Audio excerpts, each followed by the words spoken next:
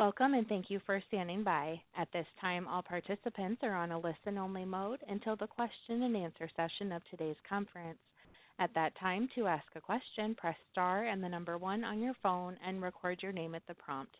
This call is being recorded. If you have any objections, you may disconnect at this time. I will now turn the call over to Mr. Brian Beams. Thank you. You may begin. Thank you, Jennifer. Hello, and on behalf of the U.S. Commercial Service, the Connecticut, New Jersey, California District Export Councils, and the Bureau of Industry and Security, we'd like to welcome all of you to today's webinar titled Introduction to the Bureau of Industry and Security and Export Basics. My name is Brian Beams. I'm a Senior International Trade Specialist with the U.S. Commercial Service in Northern New Jersey. I'd like to thank the speakers and all of the participants who have joined today's call. A couple of things to note before we get started.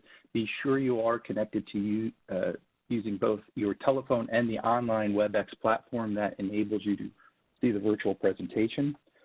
Second, all telephone lines are currently on mute. As Jennifer mentioned, we will open up the lines for questions at the end of the presentation. We will also take questions submitted through the chat feature on WebEx platform. Feel free to submit those questions anytime. For those on the webinar who are seeking additional in-depth export compliance education, there is a upcoming virtual conference titled Complying with U.S. Export Controls beginning on May 19th, and it goes till May 22nd. It is hosted by the Bureau of Industry and Security, the Organization of Women in International Trade, and the U.S. Commercial Service office in Irvine, California. If you are interested, you can log on to BIS's website, or you can reach out to me, and I'll happily introduce you to those folks. We will begin our featured presentation. I'd like to take a minute, though, to inform you on the federal government agency that I'm with, and it is called the U.S. Commercial Service. The U.S. Commercial Service is basically the U.S. arm of trade and investment arm of your federal government. Our mission is simple. We promote U.S. exports. We protect U.S. interests abroad. We facilitate foreign direct investment for inward in America. We offer offices, or we have offices all around the world. Domestically, over 100, almost every state, I believe. And then also internationally, we're in 70-plus countries in your embassies and consulates. And one last note. We were, for the folks that know who we are, our old URL was export.gov. We've recently switched over to trade.gov, so it's www.trade.gov. One other note, this webinar is one of 10 with this export compliance series. It runs all the way to June. So if you are interested, you can obviously look down at the look over to the remaining upcoming webinars. And if you have any questions, again, reach out to Anthony Sargis or myself. And then basically, I just want to now introduce you to both of our speakers. I'll introduce the last speaker first, a gentleman named by Robert Dugan. Robert is the Assistant Special Agent in charge for the Office of Export Enforcement in New York. He's going to cover everything that you don't want to do. You really don't want Robert or his colleagues to contact you. You want to actually contact him and get educated by him. And then, of course, I'd like to introduce our first speaker, Rebecca Joyce. She's the Director of Outreach and Educational Services Division, Bureau of Industry and Security, and she'll be covering the EAR and other relative and related topics. So, Rebecca, I'll hand it over to you. Thank you so much, Brian. I'm very glad to be able to be with you all here today, and thank you for asking the Bureau of Industry and Security to present. The Export Administration regulations are regulations that cover some but not all exports from the United States, and I've been asked to speak about these today. I'm going to give you a brief overview and talk about how you would classify your product if you are under the Export Administration regulations, and how you would go about looking at our website and finding out how to apply for a license, if in fact you need a license, and then I'll say a few words about that process and license exceptions. before turning it over to my colleague from Export Enforcement. If you need the Export Administration Regulations, this title slide gives you the Code of Federal Regulations citation. You can find them on the Government Printing Office website in the ECFR, or you can find them on our website. And I'm going to navigate here to this next page and talk about the topics I'm going to cover. I've been asked to give an overview of the EAR, and that's going to include what we call the scope, to talk about how you'd classify your item under the EAR, to talk about embargoes and end-use and user restrictions, and to go through some of the mechanics of the licensing process. If you are new to the EAR, this is one screenshot of our website. We're at www.bis.doc.gov, and the regulations are under the Regulations tab on the top toolbar. The first item on the drop-down menu is the version that we maintain. It has indentation that makes it easier to read. It has an index there to what we call the Commerce Control List that we maintain that will help you when you get to your product classification. And it has a number of resources on our homepage, one of which you're seeing here. There's some radio buttons in the center of the page, and one of them is the Exporter Portal, and this has links to most of the things that you're going to need as you start out and are working with the EAR. There's also another new to exporting radio button just for small and medium businesses, and that has some direct links to some very useful little short training videos that we have provided for you recently. First topic, scope of the Export Administration Regulations. The question we ask is, are you subject to the EAR? And to find out about that, you're going to look in EAR Part 734.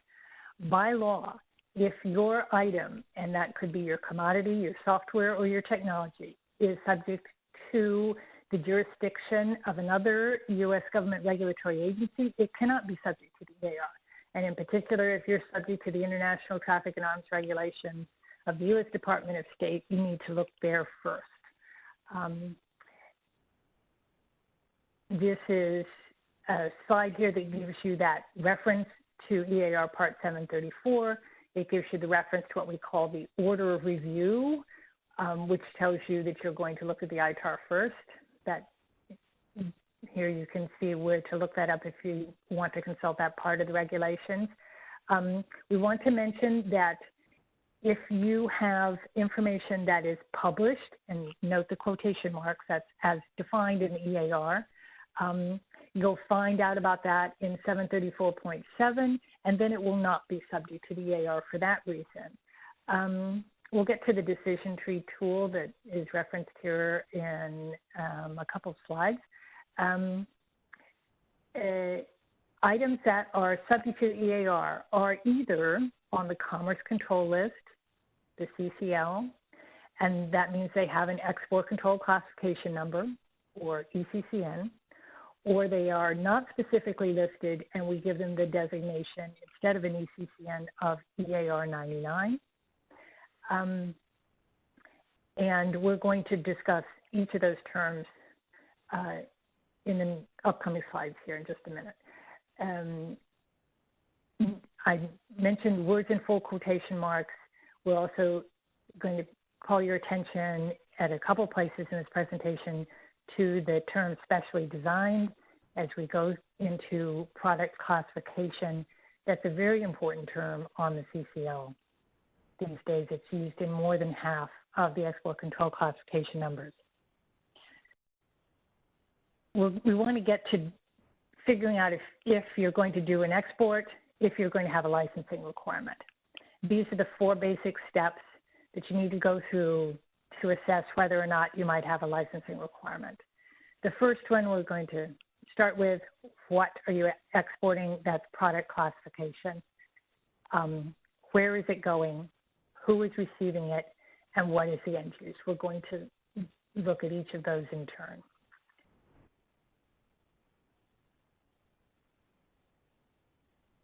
This is a decision tree tool that's found in EAR Part 732. It's a useful guide to walk yourself through the steps to determining if you have a licensing requirement. We've talked about subject to the EAR, that's in Part 734. Are you actually under these regulations? And then if you are, you have to first do your product classification, classify your item to determine if it has an export control classification number on the Commerce Control List. That's the basics of what are you exporting? Is it on the Commerce Control List? So this, if you want to reference this little flow chart, it's available on the web. It's in EAR Part 732 as supplement number 1. So if you are going to be on the Commerce Control List, you're going to have an export control classification number. So we're going to talk a little bit now about the structure. What is an ECCN and what's the structure of an export control classification number? This is the question, what are you exporting? An ECCN is an alphanumeric code. It consists of digits and a letter. You are going to determine if your item, again, an item is a commodity, a software or a technology, fits into a given ECCN based on the technical characteristics of your item. And you're going to classify it, it's what we call this exercise, down to the subparagraph level so you know exactly where it's controlled. And based on that classification, you're going to be able to determine if you have export license requirements under the EAR. This is an example of an ECCN here. It's a very simple one, 9A991. We're going to go through each part of it, talk about what categories are, what product groups are, and what that 991 means in terms of a type of control. Again, if you are subject to regulations and you don't find your item in any ECCN, it will be given the designation EAR 99, but first you have to go through the Commerce Control List systematically to see if you're under a specific ECCN. And I want to throw in the recommendation here that if you are not the engineer for your company, if you're not the developer for your item or the designer, you're going to want to make this an all-company effort as you classify your item. If you are the compliance official, you're going to want to make sure that you have the support of the people who know the technical characteristics of this item as you're doing this classification exercise. It's very important in order for you to be able to get the correct classification. You're going to help them by telling them how to read the Commerce Control List and what these things mean, the various parts of an ECCN, for example, they were about to go through. You're going to assist them in that way. They're going to assist you by interpreting the technical characteristics that you're going to find as you start to read the CCL. First part of the ECCN is the category. 9 is aerospace and propulsion. There are 10 categories. If you're going to be in category 5, you're going to have to look at the right part. You're either in telecommunications part 1 or in information security or encryption part 2. If your item might be in category 0, it could be nuclear materials, but it also could be miscellaneous items. It could be something as simple as police helmets and shields in 0A979, for example, which is controlled for crime control purposes. Or it could be 0A521, which is any commodity that's subject to the EAR that's not already listed on the Commerce Control List, but should be, we think, controlled for export because it provides at least a significant military or intelligence advantage to the United States, or it should be controlled for foreign policy reasons. And we are in the process of proposing it to one of the multilateral export control regimes to bring it under control. So there's a whole range of things that you might find in category 0. We just want to call that to your attention. That's category. Product group, the letter. A is the actual end item. It could be the whole airplane. It could be a system in the aircraft. All of these terms you see here in full quotation marks are defined in EAR Part 772. It could be software associated with the aircraft or technology associated with the aircraft. If you have software technology, you're going to be looking in parts for, you're going to be looking for an ECCN that has a D or an E in that second position, respectively. Little hint here, something of an aside. If you're exporting an end item, you're going to classify the entire end item or the entire system as part of this exercise and classification that we're going through now. You're not going to classify the individual parts and components and then somehow try to reconcile them. It's the end item that counts for the classification exercise. And you're going to find that in EAR section 770.2, interpretation 2.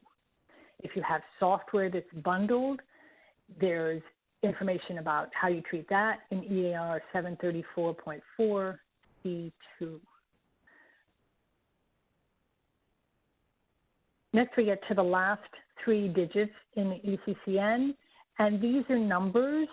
They're going to be within a range, and this is a chart that shows you what those ranges mean in terms of reasons for control or types of control. 991 indicates it's a unilateral control for anti-terrorism reasons. If you have smaller numbers, those in the 001 to 099 range, those are going to indicate that the product is controlled for national security reasons. The last 2 digits will normally correspond to the numbers that are on the Wassenaar arrangement list of controlled items. We talked about the order of review earlier. You have to look at some of these numbers before you look at others when you're doing a classification exercise, and that's specified in supplement number 4 to EAR Part 774, the order of review. You have to look at ECCNs in the 600 series first, or your 98515 ECCN before you look at any others. And then once you've ruled those out for your item, then you start with the smallest numbers. You go up to the national security numbers. An example would be 3A001 if you have electronics, and then you go to the larger numbers. It's very important that you work through the Commerce Control List in order so that if you're captured in one of the ECCNs that takes priority, then that is your classification. You don't go down to one of the grab bag ones with the higher numbers at the end. This slide here is reasons for control. It's not the same type of indicator that you got in the last 3 digits of ECCN, but we put it in here because as we go to look at an actual ECCN, you're going to see these 2-letter codes listed, and they're going to point you to how you determine whether or not you have a licensing requirement. So for your reference, here they are. Some of them are multilateral, or indicate a multilateral control. Some of them indicate unilateral controls. But if you need to refer back to them, this explains what they are. We're going to look in the next slide at the composition of our sample ECCN entry. We're going to look at these various parts. You'll see that under the second tick here we have reasons for control. That's going to be where those two-letter codes are used in the actual export control classification number. There are simpler ones and there are more complicated ones. The one that we're using here for reference on the slide is a fairly simple one, 9A991. The heading here tells you both the ECCN number and the description. Sometimes the description is a complete list of everything that's controlled under that number. Sometimes the ECCN goes on for paragraph after paragraph, listing items in subparagraphs. This ECCN has a lot of items in the subparagraphs. We're not going to, we don't have a slide that shows that. There's no room for it. And we're not going to go through all those today for just for illustration purposes. We have the heading parts of the ECCN here, so you can become familiar with those. Under licensing requirements, you see that reasons for control with two of those two-letter codes here, AT for anti-terrorism and UN for UN, or it can actually be also US controls. And you see that AT applies to the entire entry, but UN only applies to 9A991.A, which is the first list in the items list, and that is the actual whole airplane. So if you've got parts and components and so on, they're going to be AT controlled only in this ECCN. The list-based license exceptions block is the next one. It refers you here to Part 740 for a description of all license exceptions. There are no list-based license exceptions for this particular ECCN. If you were using 9A610 instead, military aircraft, there would be list-based license exceptions, but there would be one for limited value shipment, for example. And in the next block that's not highlighted, list of items controlled. In a more complicated ECCN, there's going to be related controls paragraphs. They're very useful to look at and read through carefully because they could refer you to another part of the regulations that might actually be where you should be looking. And then the items paragraphs go on from here. We're going to, I want to go back under the license requirements where you see the controls there. There's a column for the country chart, and it says see supplement number 1 to part 738. We're going to get to that in just a minute. That's how you take these reasons for control, AT and UN, and you put them with your destination, and you read the country chart to see if you have a license requirement.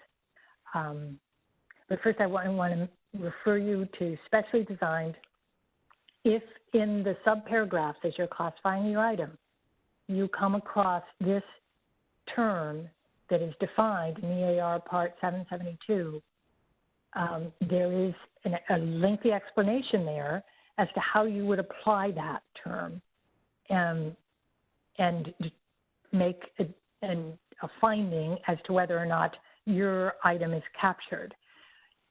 We also have a very useful decision tree tool, which is under the licensing tab on the top toolbar, a page for decision tree tools, and we have a number of them here. The specially designed one will walk you through the catch and release construct of that definition.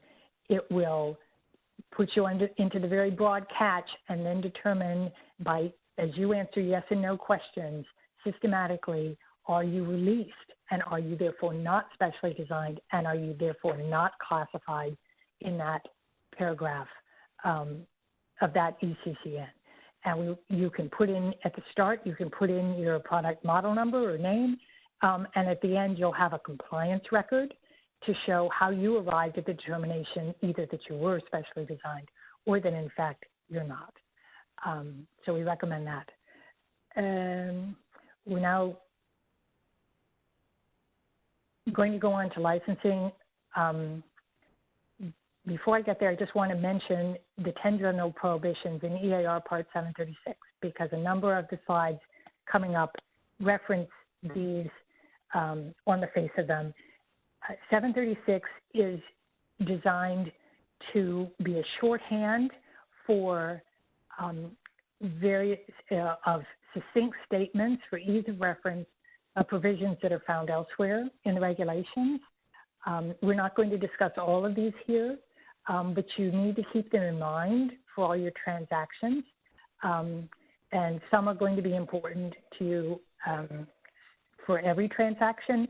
Some you, in fact, may never come across. But if you need to reference back to any of the ones that are on the upcoming slides, you'll find them in EAR Part 736. Okay, so here we go to, do you need a license? And when you had your reasons for control in the sample ECCN, it referred you to EAR Part 738, Supplement Number 1, the Commerce Country Chart. Here's where you take your intended destination. In this case, we're illustrating Argentina. You take the reason for control that was applicable to your subparagraph in your ECCN. In this illustration, we're using Firearms Convention, or FC. And if where those two lines intersect, there's an X in the box, then you have a licensing requirement. Doesn't always mean that you need a license. We'll get to license exceptions in just a minute. There may be a license exception applicable to your transaction that you can use, but it does mean that there is a requirement, and you'll either have to have an individual validated license or have an applicable license exception. You should note with respect to the Commerce Country Chart that the sanction embargo destinations do not have lines with X's. The country chart is not intended to determine licensing requirements for these destinations. For those, you're going to look in EAR Part 746.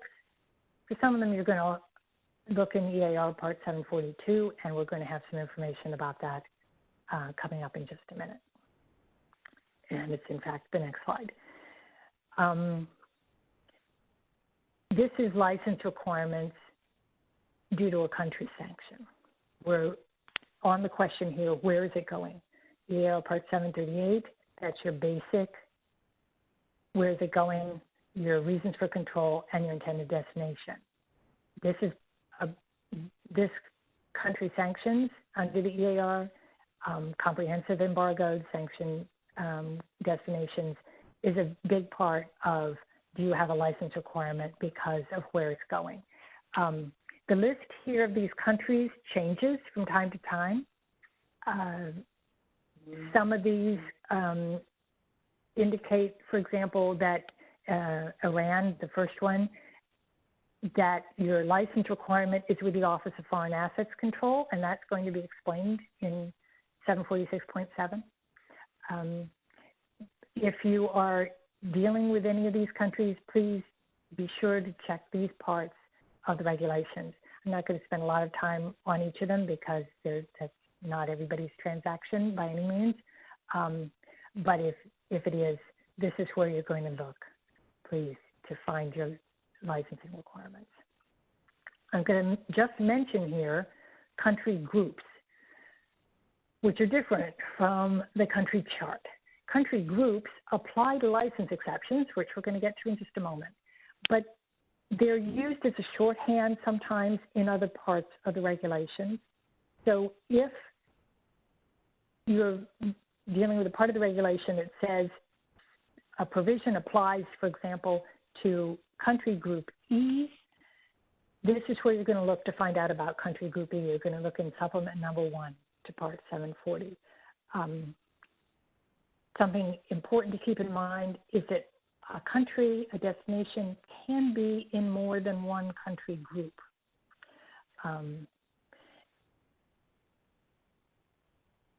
And we're going to go on in the next slide here. Country group E, and this is the reason we're dealing with it here, is a sort of a shorthand reference to some of your sanction and embargo destinations. If you're trying to keep track of which countries are in this basket at a given time, this is one place that you can start and look just for reference.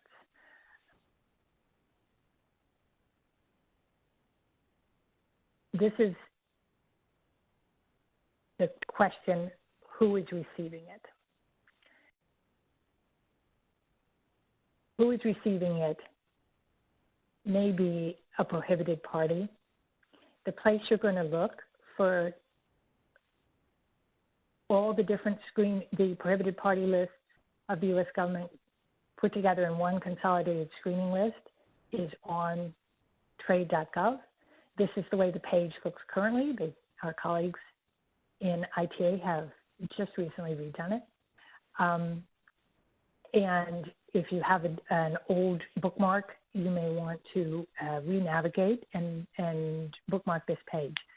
Any party to your transaction could be on the consolidated screening list, and depending on the entry, it might indicate a licensing requirement. At a minimum, it would be a red flag to your transaction. All parties to your transaction should be screened, please. This general prohibitions 4 and 5 and the Know Your Customer guidance in the EAR.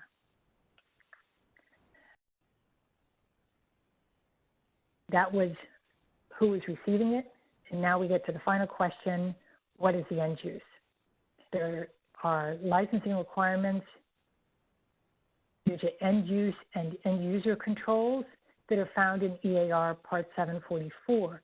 And for every transaction, you need to be sure that none of these prohibitions affect your intended export.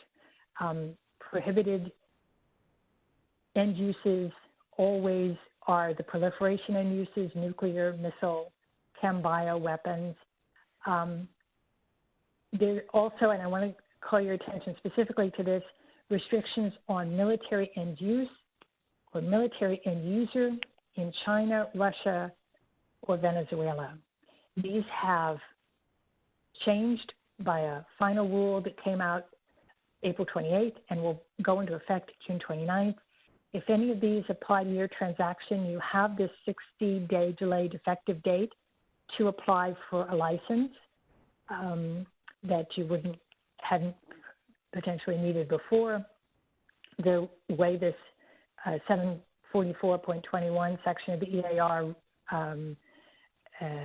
has worked in the past is that only military end use applied in China and not military end user. Those definitions you see are in single quotation marks. They are defined in this section of the regulations. That military end use has been expanded to include military end user for China. The list of items subject to military end use has been expanded. And this is, if this applies to your I mean, I know this isn't everyone, so we won't go into great detail on this, but if this could affect you, please take a look at these change provisions. The Federal Register notices are available through our website under the Regulations tab on the top toolbar. There's another rule that was that will be final the same day that also removed license exception CIV from the regulations. That will be effective June 29th. If you have been using license exception CIV, either for deemed exports or in any of your export transactions, you have this delayed effective date period, please, to apply for the individual validated license now for that transaction. We want to wrap up here with General Prohibition 10. This is one of the ones that has really broad authority in the EAR. Again, this is just intended to be a succinct statement of other restrictions. You're going to find more about it in 764.2, which my colleague will talk about coming up. but it is prohibited to proceed with any transaction with knowledge that a violation has occurred or is about to occur under the Export Administration regulations. Very briefly, on applying for a license, if you need one and you don't have an available license exception in EAR Part 740, the instructions are in EAR Part 748. They're really very detailed. They're block by block. There's special requirements you can find in supplement number 2 for different types of transactions. Take a look at those to see if that's applicable to you. Take a look at 748.9 to see if any support documents might be required for your application. Our application software is known by the acronym of SNAP-R. It's under the licensing tab on the website at the top of the top toolbar, and there is quite a bit of information there. There are FAQs, there are training videos, there's guidance information. If you have any additional questions, please just call us. SNAP-R is used for both licenses or commodity classification requests. If you need a re-export license, that type of license, you use the same software. You just fill in different fields.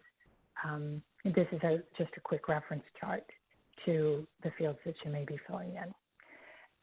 Once you've submitted your application, all you need is the application control number.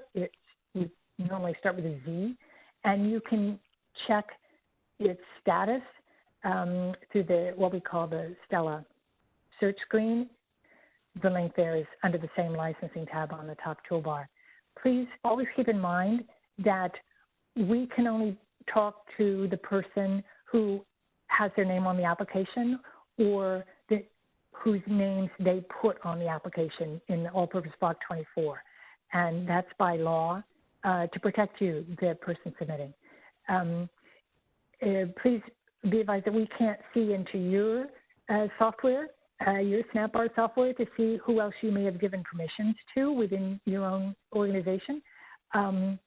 That doesn't enable us to talk to them. So if you want them to be able to follow up and check the status and discuss the status with us at any point, please think, as you're starting out, to put their name in block 24 on the application. And this is us. We are coming to the Office of Export Services. We have a sister office in California, the Western Regional Office, as Brian mentioned at the start. They're about to give innovative and we hope very useful full complying with U.S. export controls webinar presentation coming up at the end of May. If anything in this presentation indicated to you that you might need to know more about specific areas, we would encourage you to try to sign up and take advantage of that. And thank you very much for your attention. And I'd like to turn it back to Brian, please. Thank you, Rebecca. That was great. Very educational. I always learn something new, that's for sure, with BIS and export compliance overall. So thank you very much. I'd like to switch to our next presenter. Again, he is with the the Bureau of Industry and Security, with specifically the Office of Export Enforcement for New York City. He's a special agent in charge. His name is Robert Dugan. And Robert, are you still there? I am here. Thank you, Brian. Yes, good afternoon, everyone. I wanted to begin by thanking Anthony and Brian for inviting us onto this conference, and thanking Rebecca for that awesome presentation she just got, because Rebecca's presentation is basically what we look for and what we use on a daily basis here in export enforcement. I just wanted to begin by giving a quick bio about myself. Started with federal law enforcement back in 1996 with the United States Customs Service, which is now part of Homeland Security. I spent 8 years on a narcotics team. Then in 2003, I transferred over to BIS, to the Office of Export Enforcement. Spent 13 years as a field agent. And since 2016 to present, I am currently the Assistant Special Agent in charge here in the New York field office, which covers New York, New Jersey, and Pennsylvania. So what I'm going to do here is go through some slides so that to give a brief overview of, and of course my slides are not working. Tony, can you give me control? 1 second here. Robert, click on your presentation on your screen and see if you can change it. And if that doesn't work, I'll switch it for you. Okay, right. I got it. Okay, so to begin, the Office of Export Enforcement, our mission is keeping the most dangerous goods out of the most dangerous hands. A lot of the things that our industry make are very sensitive, and we're trying to keep those goods from going into the wrong hands.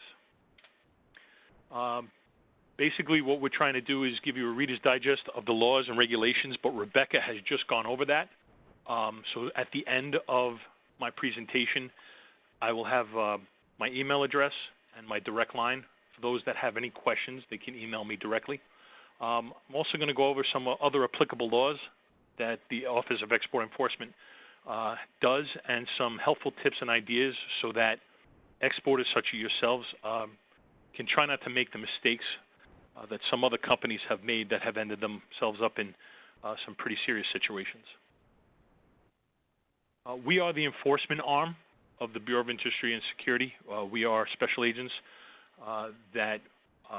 we are the criminal investigators for the agency that can bring both civil and criminal penalties against individuals that violate the export laws of the United States. Our agency consists of about 8 field offices. There's approximately between 100 and 125 special agents. We have an intelligence group. We have overseas posts where special agents have been reassigned overseas. Most of the special agents in our agency have come from other agencies, such as myself, and I truly consider this agency a hidden jewel of federal law enforcement. Everyone that works for this agency really loves what they do to try and prevent illegal exports from the United States. These are our mission priorities: weapons of mass destruction proliferation, unauthorized military access, unauthorized government use, terrorism and terrorism support. So our mission priorities and the cases we do on a daily basis fall into one of these caveats. Those of you that are joining us around various parts of the country, these are the field offices, the SAC offices they call them. We have Boston, New York, Washington, Miami, Chicago, Houston, Dallas, Los Angeles, and San Jose. Basically, because we are a smaller agency, each special agent's office is broken down by states. So I know it may be a little difficult to see, but the black lines split up the country and the states that each field office covers. My field office covers all of New York, New Jersey, and Pennsylvania.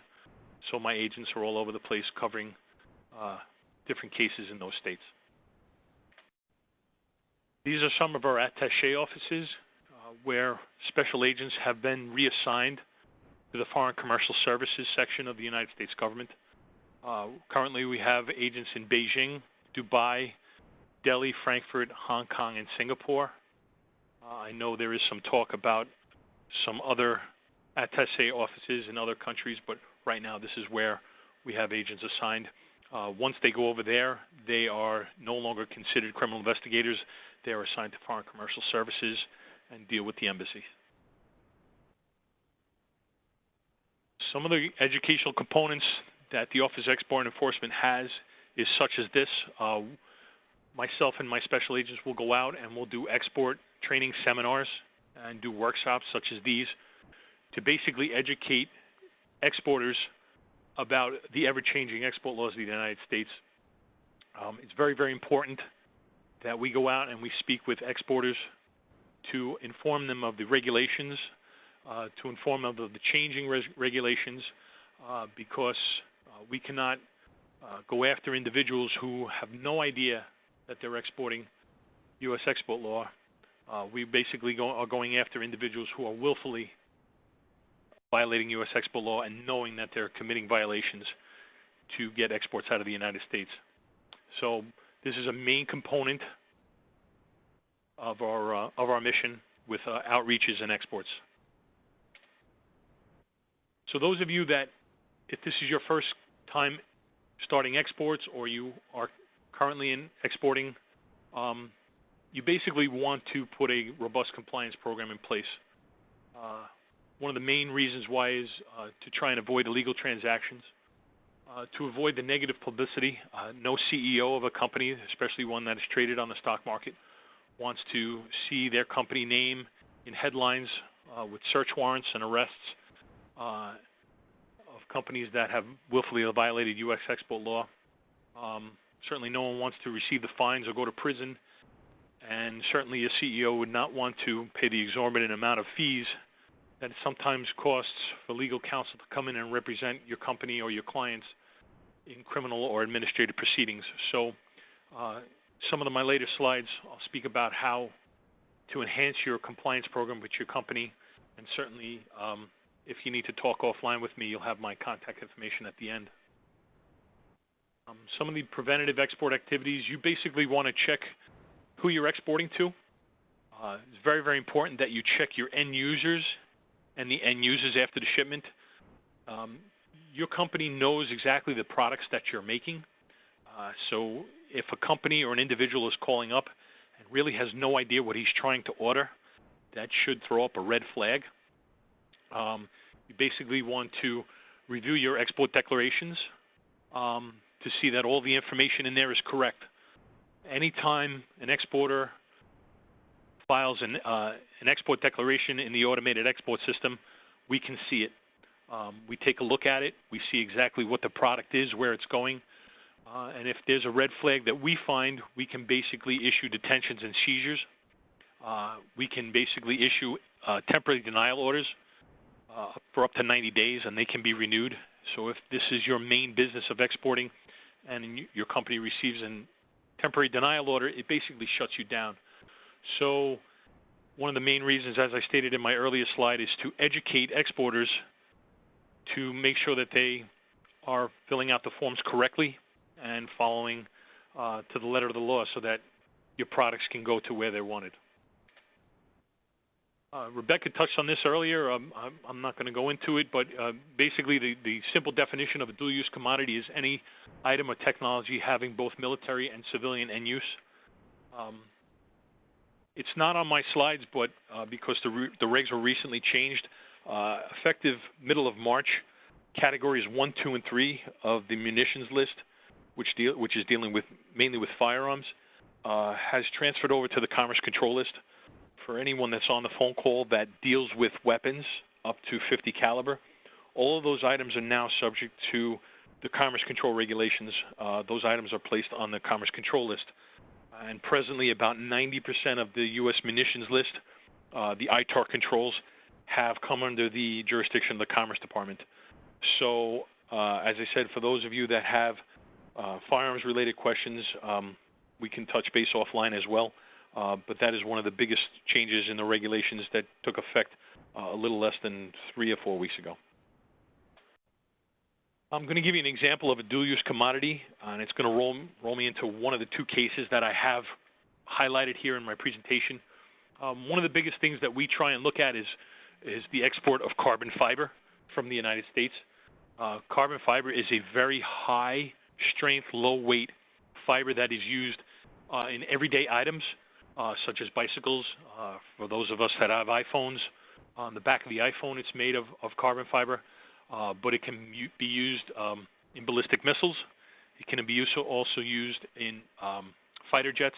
I know all domestic airplanes are now going to a carbon fiber wing to make the plane lighter and go faster. But it's also used in the military industries with fighter jets. And I'll explain a case later on down the road dealing with carbon fiber.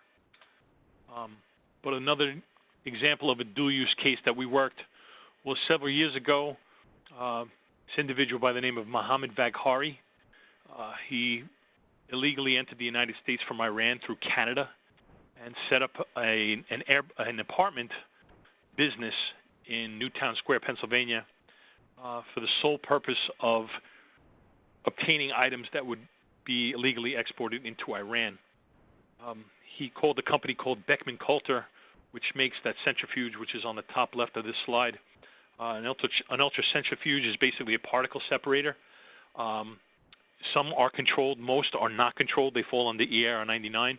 However, this particular ultracentrifuge is worth about $200,000 and comes with an entire team to set it up with a manual, mostly used in medical industries. And when Mr. Vaghari called up Beckman Coulter to order the centrifuge, he basically told Beckman Coulter to send it to his apartment complex, which did not have a loading dock. He did not need a team to set it up. He just wanted it dropped off at his apartment. So in our line of work, we call that a red flag. Beckman Coulter reached out to our agency and also the FBI. Myself and my partner from the FBI started an investigation with Mr. Vaghari, which resulted in numerous search warrants and ultimately ended up in a federal trial in the Eastern District of Pennsylvania. Mr. Vaghari, prior to the trial, went on 60 Minutes with his attorney on a segment called Made for America and was pleading his innocence on 60 Minutes prior to the trial initiating. But ultimately, the month-and-a-half-long trial that we had in the Eastern District of Pennsylvania resulted in Mr. Vaghari being convicted on 4 counts of violating the export laws and 1 count of violating immigration law. Mr. Vaghari spent several years in federal prison, and upon his release, we picked him up and we deported him from the United States back to Iran. So it's an example of individuals that are calling up looking for our items for export and really not knowing what they're looking for, and then companies reaching out to us, which is really a front line for us. We're trying to stop illegal exports. Another example of a dual-use commodity is up on the top left is this radio frequency module, which is used mostly in point-to-point transmissions, also used in cell phone communications. But another biggie that it's used for is for IEDs. We're finding a lot of these in the desert are being used for IEDs to blow up and kill our troops. So it's very, very important that we try and stop these illegal exports because they are killing U.S. troops. Some of the methods of enforcement that we use, we do have confidential sources. We do have intelligence sources. We review visa applications with the Department of Homeland Security. We also review airway bills, bills of ladings. We conduct PSVs, post-shipment verification, and end-use checks. And we also, like everyone else, we use public sources. These are the things that we use on a daily basis for our methods of enforcement. Very, very important when you're dealing with some of these countries, some of the diversion points. The next 2 slides basically mirror each other. If you are dealing with any of these countries that are listed on these slides, and you're dealing with first-time exporters to those regions of the world, we suggest you follow up, do your due diligence with BIS 711s and use certificates, and to basically ask more questions about where the items are going, what they're going to be used for. Second slide is the same way about it. Very, very important that you know your end-use customer, because at the end of the day, if these items that you export out don't really end up in those areas, your company is the one that we're actually going to be coming to talk to find out exactly what kind of communications you had with the individuals overseas to see where these items ended up. So very, very important when you're dealing with these companies to take a second look, especially if you're vetting out a customer for the first time. How do exports occur? Fax is really not a big thing right now, but fax and email, disclosure of technology either by telephone, presentations at meetings, or technology by foreign nationals.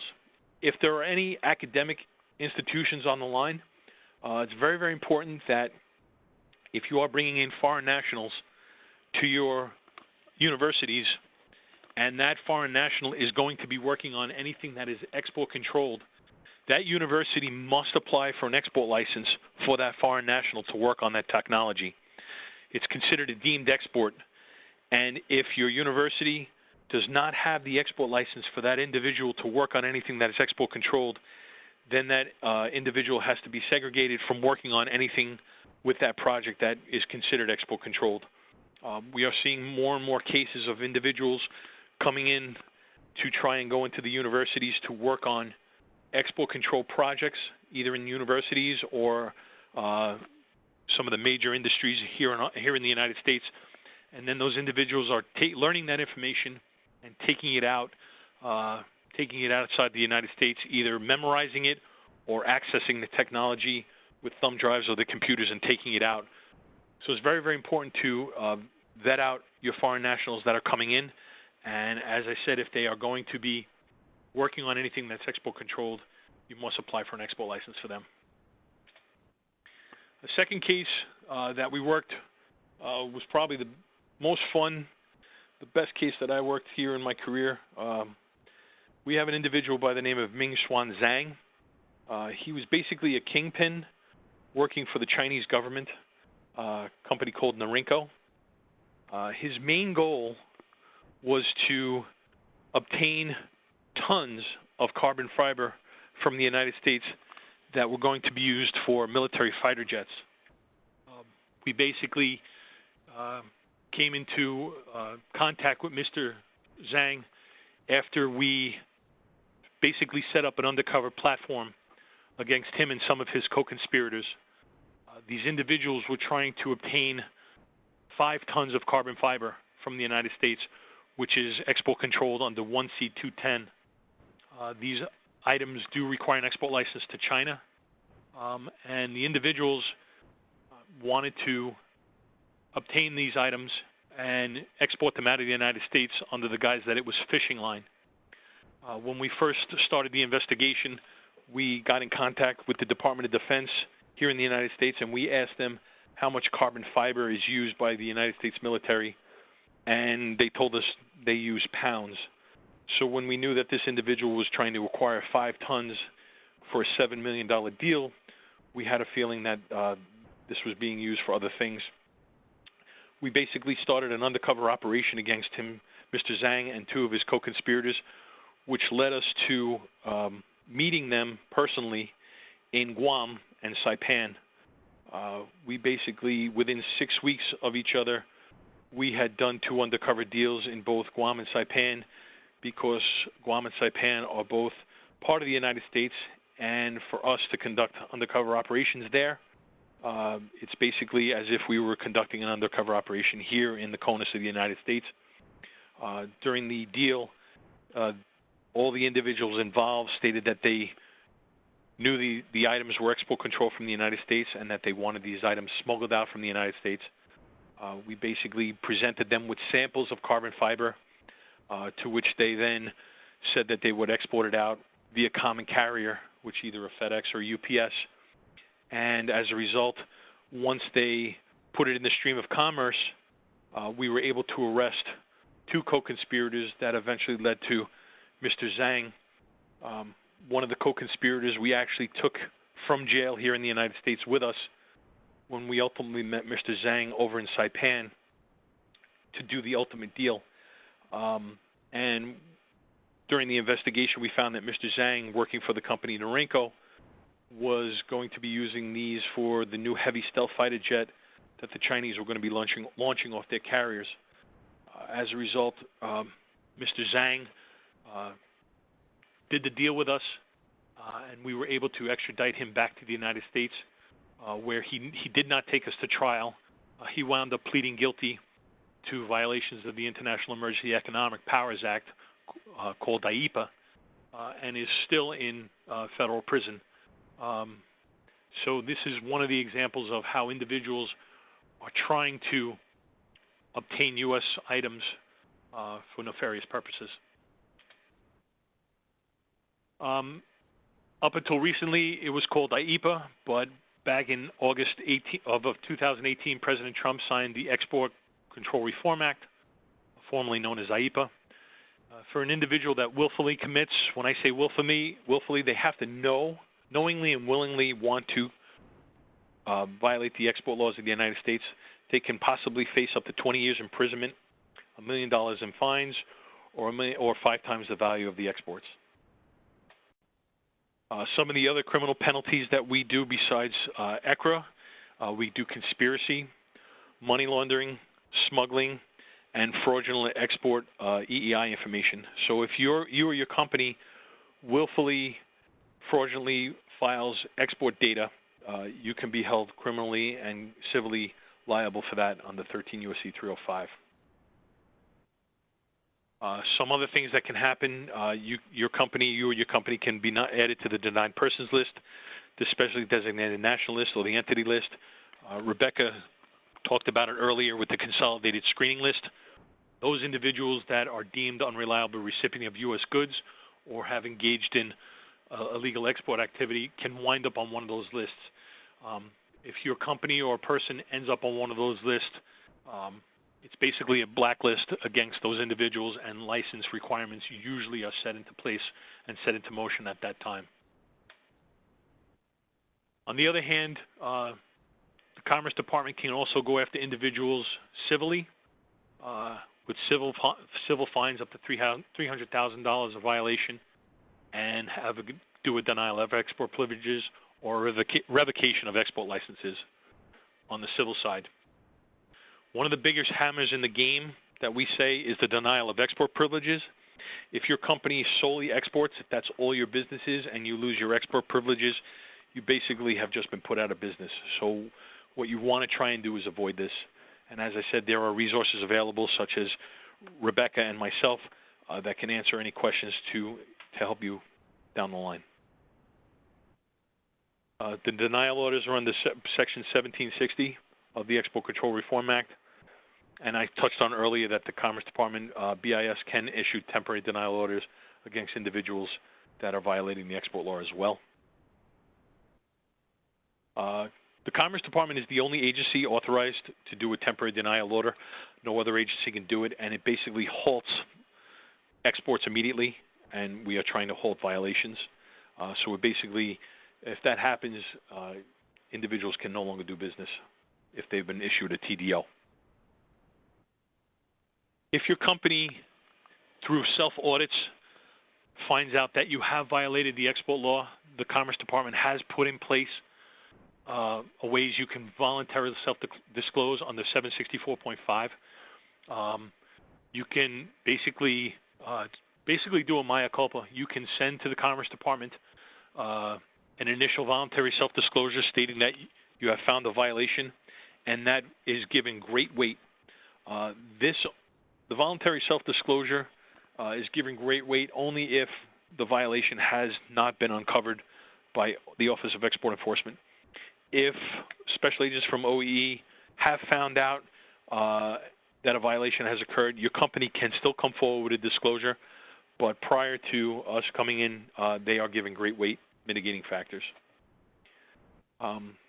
Basically, what I'm going to do is go over how you can avoid civil actions. If you have incomplete transaction information where you don't know the end user or the end use is inconsistent, basically if you're looking at this and individuals are looking for your items and they have no idea what they're applying for or ordering, a red flag should go up, and you should try and verify that information further.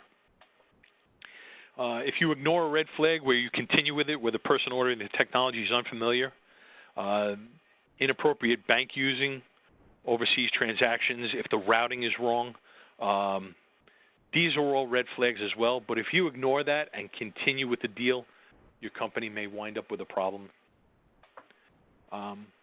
Human error, it happens.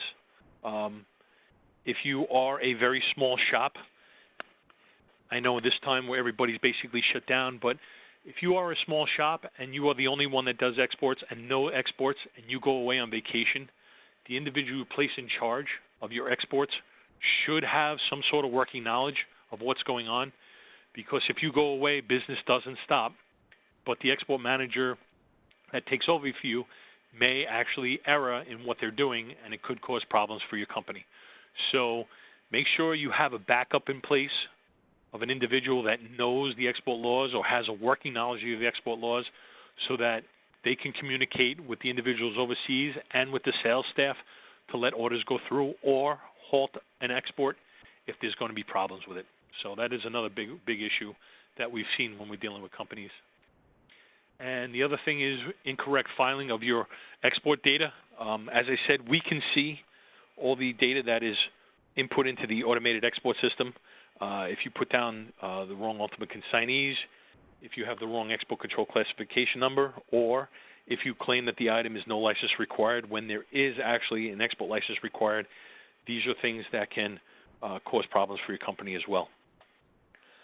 As I said, when you find a violation, you should notify your management, try and conduct an audit, and then disclose your problem to OEE and BIS as promptly as you can.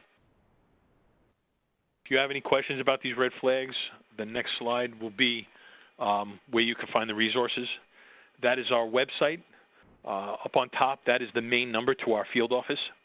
And then down the bottom is Exporter Services. They are there to help you out with any of your questions. If you do contact our field office, currently right now, we are basically in the field, or we only have 1 or 2 people in the field office because of the pandemic. But you will be getting, if you do call the main number to our field office, it will be dispatched to our cell phones. During normal business, when the pandemic, before the pandemic started, within the second ring, someone's picking up the call here in the field office, and you are being transferred to a field agent that can help you out with any of your questions. At the end, that is me. That is my direct line at work and my email address. For those of you that have questions and need to take it offline, I am available, and certainly available for any questions here towards the end of this. I wanted to thank Tony and Brian once again for letting us speak today, and I'll turn it back over to them. Thank you, Robert. I appreciate it. Again, always an eye-opening presentation. Jennifer, can you provide the guidance to the participants how to submit Q&A, voice Q&A? Yes. To ask a question from the phone, please press star followed by the number 1. Please unmute your phone and record your name at the prompt. Again, that is star 1 for any questions from the phone. One moment, please, while questions come through. Brian, while we're waiting on the first question, I know it'll take a minute or so. Just, thank you, Robert and Rebecca, for doing the presentation. I mean, I think everyone knows, we're in the export promotion business, me and Brian, with the Commerce Department, the U.S. Commercial Service, but we all want you to export. The BIS folks are extremely accessible. If you really, take a look at their website, see all the resources that are available. They all have their private, their direct information, their email addresses to get them directly. That's on the export directory on the BIS's website. They share that information. So if you have questions, concerns, don't hesitate to contact, them directly, or you can work through your Export Assistance Center. We can get you connected with them as well for questions you might have. And then we had a couple logistic hurdles to jump through at the beginning of the call. As I think a couple people found out, you have to call in that line separately with those dial-in codes. For some of our international callers, we're going to add a toll line, an international toll line for you next time. And if somebody did have technical difficulties, don't hesitate to shoot me an email, and I'll help you directly, get access to it so you don't miss any of the next upcoming 9 webinars that we have. Jennifer, do we have questions? I'm showing no questions at this time. And a couple other things we had in the box. Yes, we will be sharing a recording for these webinars once they're cleared. We're going to send a net replay link to all of the participants to have access to that, as well as the cleared PDF document presentations that our presenters are providing. One of the other questions we had come in was regarding PPE during this time frame. The guidance that's been shared is from FEMA. Not going to talk about that directly, but if folks do have questions on that, I'd be happy to share the FEMA resources on the export rules regarding PPE, regarding the current situation. Jennifer, do we have any questions? No questions. It is star 1 if you'd like to ask a question from the phone. And Tony, could you just give them your email address Yeah, and again, I think everyone got my email for the details, but it's Anthony, ANTHONY, .sargis, SARGIS, @trade.gov. And just one question, I guess, for Rebecca. Rebecca, what are some of the export training videos that you have on your website specifically that you can mention? I know in your presentation you mentioned some of those resources, but what type of information can they find on those export training videos? The training videos are cross-linked from various places on the website, and they've done, I must give credit to our Western Regional Office. They've been done in California, and you might not be surprised to know that they had some nice software there that they worked with over a period of time. They honed the scripts. They're informative. They're short, and we highly recommend them. And you're going to find them under the Export Control Basics if you go to that radio button, or you're going to find them under the Compliance and Training tab at the top toolbar, or there's another radio button for small and medium business on the home page. They're, as I say, they're cross-linked. Really, if you're new to exporting, they're a great place to start. We've got a policy guidance tab on the top toolbar, and there's some FAQs there that might be, depending on your fact pattern, some of those could be very helpful to you. They are kept up to date by our offices in the various areas. Under the, and this is not going to be applicable to everybody, but I'm just going to mention it. If you have any clients who are re-exporting your item and have questions about, in other words, you've exported abroad and they are sending something onward, the re-export questions are dealt with under the licensing tab on the top toolbar. There's a drop-down menu that gives you re-exports and offshore transactions. There are extensive materials there that are kept up to date that will walk you through just every aspect of those questions. You might hear the word de minimis. We don't mention that for exports to the United States because it's not applicable. It's applicable once you get overseas, and that's where those resources are. Is there anything else I could mention? Oh, thank you, Rebecca. Yeah, the resources the BIS website, has for training are great, and just a lot of the compliance materials and things like that, they're all there, they're available. But if somebody has questions, don't hesitate to reach out to us directly. Jennifer, do we have any questions? Yes, we do have questions from the phone now. The first one is from Bill. Your line is open. Hey, Bill, how you doing? I'm good. How are you? We're doing well. Hey, just a quick question. I found out this morning that that we're working on a free trade agreement with the UK that starts today. And I was just curious if there's any speculation on how that's going to change any of our exporting laws with the United Kingdom.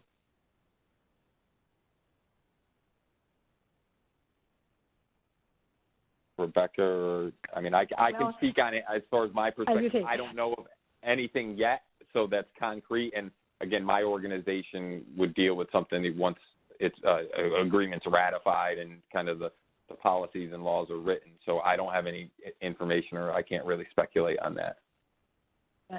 This is Rebecca. We would really defer to our International Trade Administration colleagues normally on that.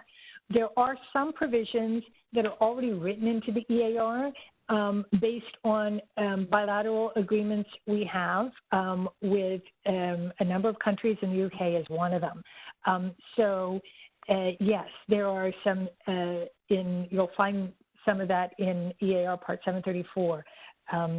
And there are already, some special advantages to that trade that are part of the regulations. We can't speculate on what there might be in the future, but it would have to go through the Federal Register, have to be ratified by Congress, of course, if it were going to be a trade agreement. But it would have to go through the Federal Register first. So I think you'd have some lead time on that. Okay. Thanks, guys. Just figured I'd ask. Thank you, Bill. Jennifer, any other questions? Yes, the next question comes from Michael. Your line is open. Hey, Michael, how you doing? Hi. All right. How you doing? This is Mike Wenking from NASA Langley Research Center in Hampton, Virginia. I have a question regarding, I guess there's been a trend for China purchasing certain companies within the U.S. and possibly using that as a means to become what we would deem a U.S. person.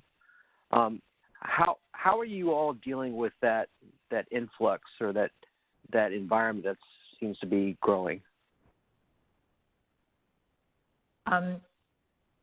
Robert, can I just say one thing about that and then turn it over to you? Yeah, absolutely. Military civil fusion is specifically addressed in the new military end use rule that goes into effect on June 29th in the EAR. But we also have another whole part of the Bureau of Industry and Security that deals with what's called CFIUS and FIRMA, and they were part of that new law that Robert mentioned, the new Export Control Reform Act that was written into the NDAA in August of 2018, and they were given enhanced authorities to look at transactions where a Chinese government or an entity that may be seen as controlled by a foreign government, and in particular, you mentioned China, would be engaged in a transaction here in the United States. So that's not under the Export Administration Regulations. That's under different authorities. They are part of, the Bureau of Industry and Security is part of that exercise. It is chaired by the Treasury Department. But you could read more about that in the new authorities in connection with that law that the NDAA that was signed by the President in August of 2018. And Robert, did you have anything about? On the export side, on the export enforcement side as well, we work hand in hand with special agents from NASA as well. I think you said you were from NASA, sir. Yes, sir. We do work hand in hand with agents from there, and we go out, and these new companies that do pop up, we go out and we speak with them. We give seminars such as what you saw today, and then we follow along to see if anything is being done in contrary to U.S. export law. So we do monitor it as well. Thank you. Do you see that as a concerted effort right now, though?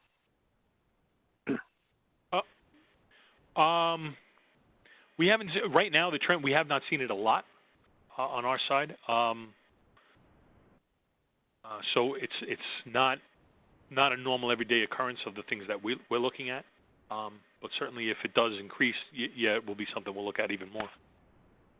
Well, thank you. Thank you, Mike.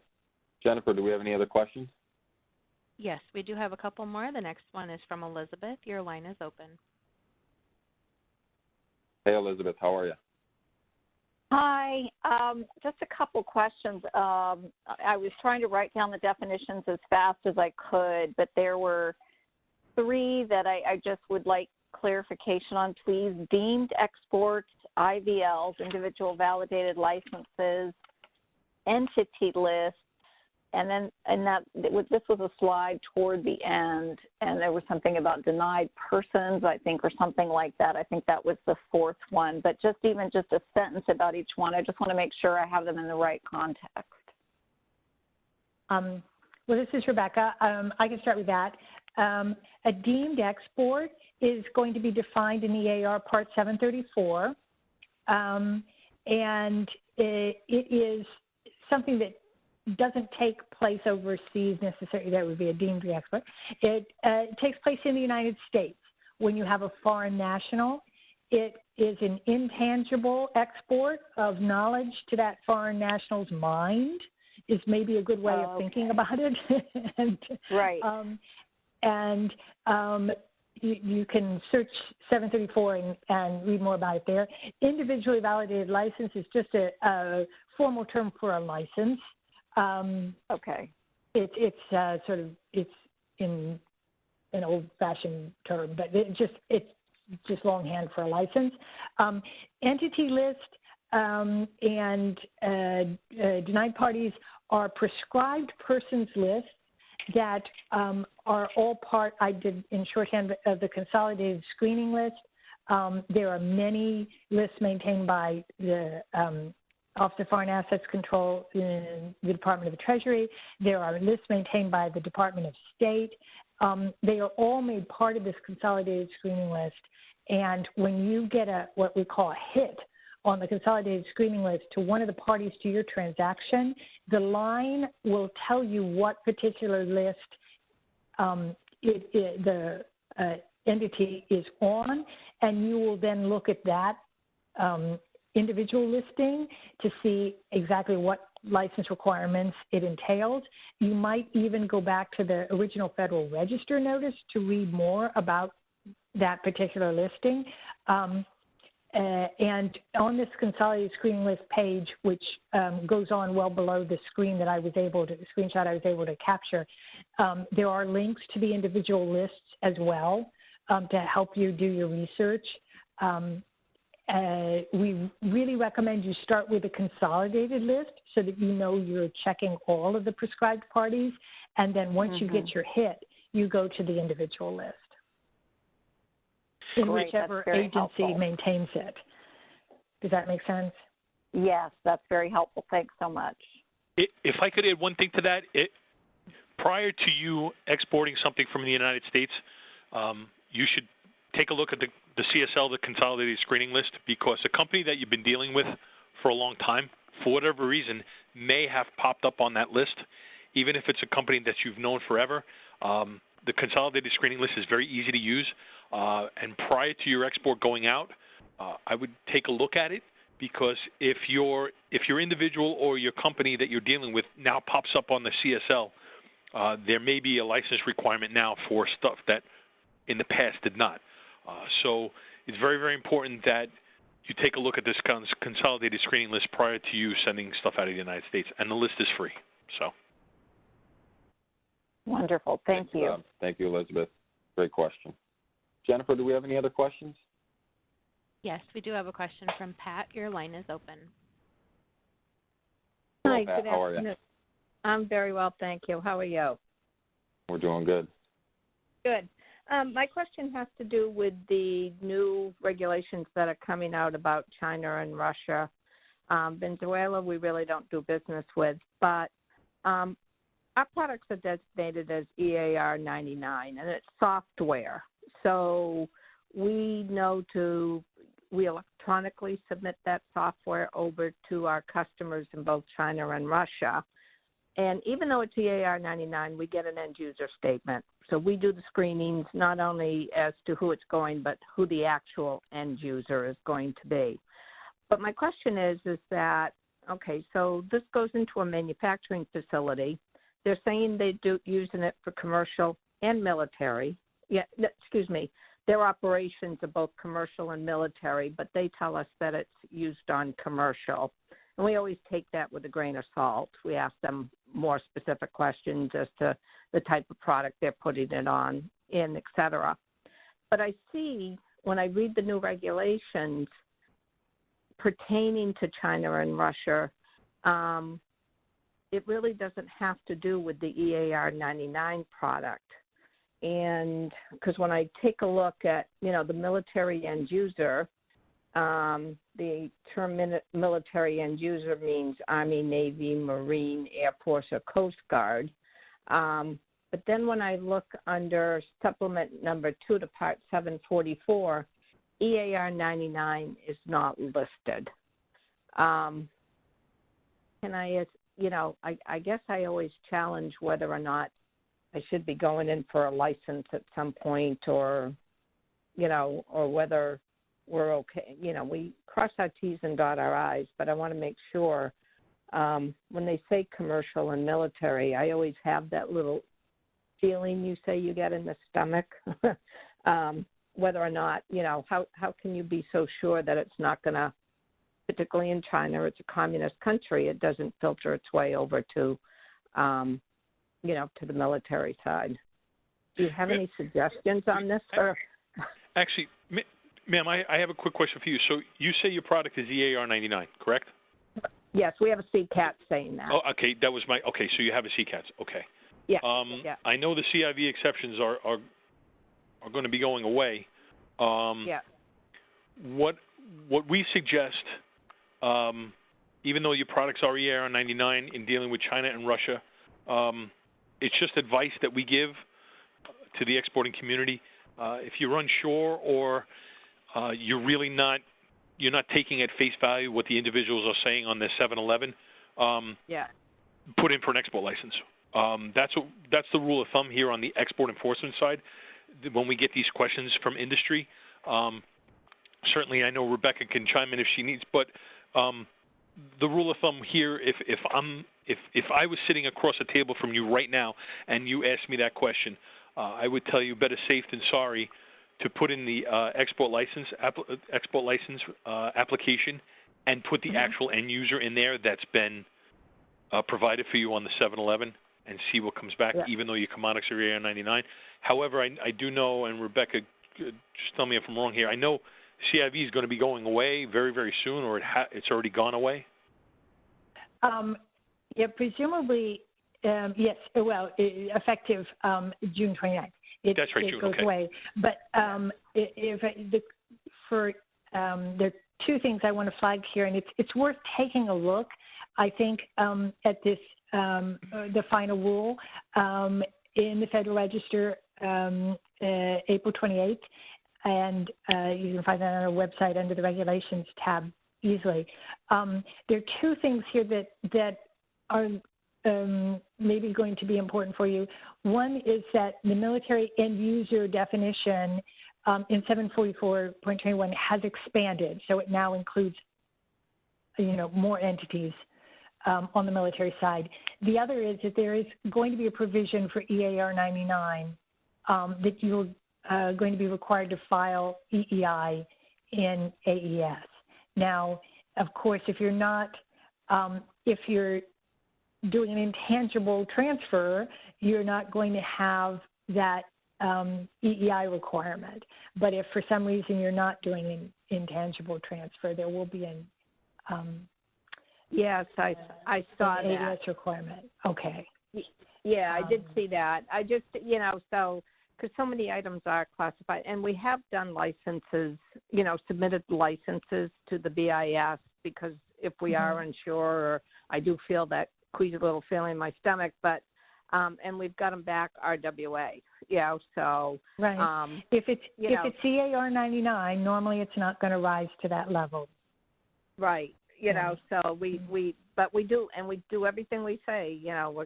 We put down what we think, and we give actually a letter of explanation on our license applications for the reason why we're putting the license in and who the parties are, et cetera, along with the attached screenings and stuff. But I just wanted to make sure. I didn't see anything EAR 99, and I didn't know if in the future, because June 29th is a little way off, if somehow the EEI was even on an electronic form, if Customs was going to put that on their, on their listing as one of their methods of transportation or not, electronic transform, intangible. But, just a food for thought. So, okay. I guess I wanted to confirm everything. Now the final rule is actually here then? The final rule was published on April 28th, and it goes into effect with the delayed effective date, June 29th. But yes, you can look it up in the Federal Register that page for April 28th, or you can find it under the Regulations tab on our top toolbar for Federal Register notices, and just take a look at it. But it sounds like you're doing everything right. Yeah, I always, though, like to reassure myself, I guess, is the key. So, okay. All right. Well, thank you very much for your time, both of you. I appreciate it. Thank you. Thank you. Jennifer, do we have any final questions? There are no questions in the queue. I'm going to turn it over to Brian to make closing remarks. Thank you, Tony. I want to thank the speakers, Rebecca and Robert. Everyone does have their point of contact and their pertinent information if you do have questions. To the participants, thank you for joining. Also, we put up the upcoming webinars because both speakers spoke. You heard terms like OFAC, ITAR, deemed exports. You'll see that we do have upcoming webinars and some of our speakers that are really good, and we've worked with them for many, many years. So you can get direct or bullet answers with those upcoming webinars. I want to thank everybody again, and also everybody to stay safe and well, and please reach out if you have any questions. Thank you. That does conclude today's call. Thank you for participating. Please disconnect at this time.